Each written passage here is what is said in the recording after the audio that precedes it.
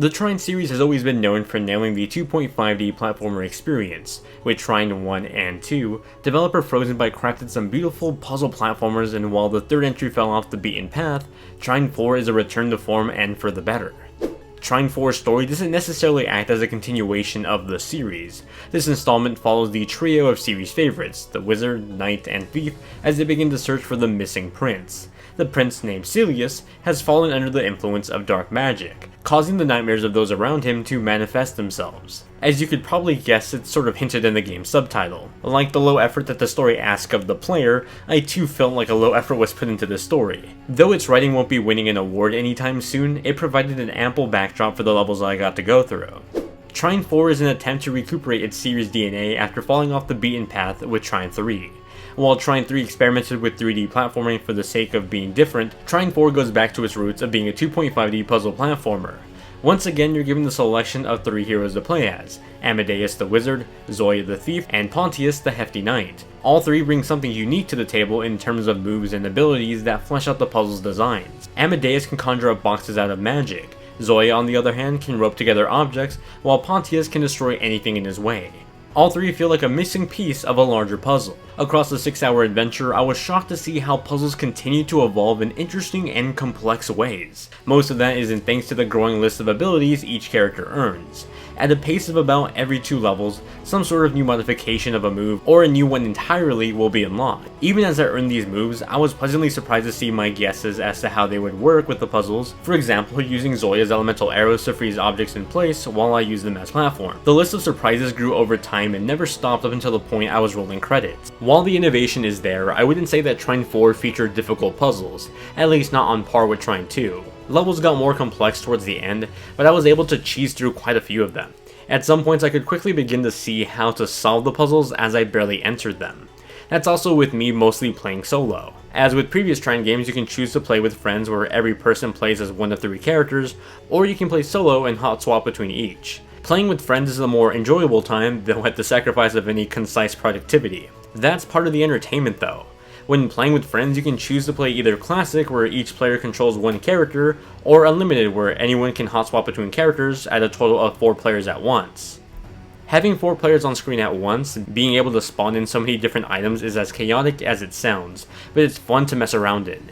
There's even an option to host or join matches online if you just want to join some strangers for some platforming fun. Playing the Switch copy for review, I didn't notice any issues when connecting with others online.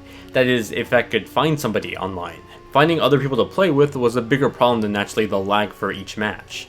However, by far the weakest point of Trine 4's gameplay is its combat that feels bare bones in comparison to its puzzles. Calling it a hack and slash would be too highly of a compliment. Enemies are hit sponges that just slow down the pace of the game. Every few puzzle sections you'll be confined to a battle area where you're forced to fight off enemies before being able to progress further on. What's worse is that Pontius is miles ahead of every other character when it comes to combat. I frequently switch to Pontius just to get a ground pound or slash at enemies because choosing anyone else would feel ridiculous.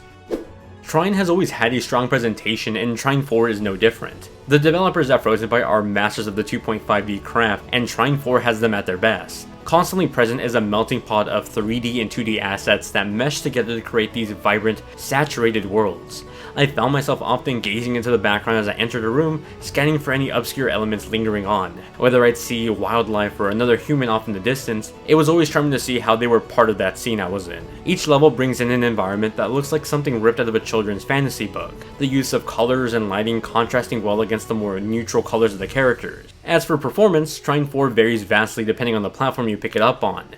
On Xbox One and PS4, Trine 4 runs at a dynamic 1080p resolution at 60 frames per second.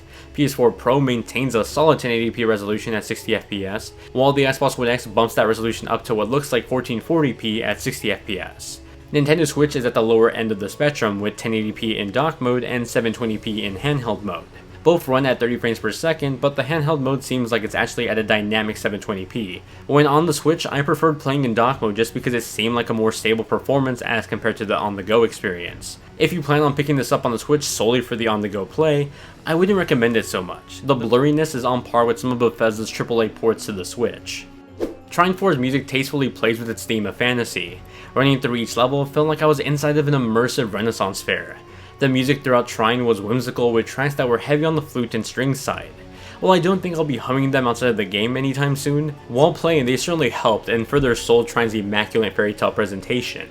Trine 4 winds back the clock on its series DNA to what set Trine apart in the first place. On its journey to it, Trine 4 stumbles a bit upon the landing. It innovates constantly, keeping puzzles feeling new and fresh. New and fresh isn't always challenging though, and I was able to cheese my way through quite a good amount of the puzzles before really feeling any of the challenge towards the end of the game. While it may not challenge you if you play with a group of friends or just ache for something close to Trine 2, Trine 4 does a decent job at recapturing those memories.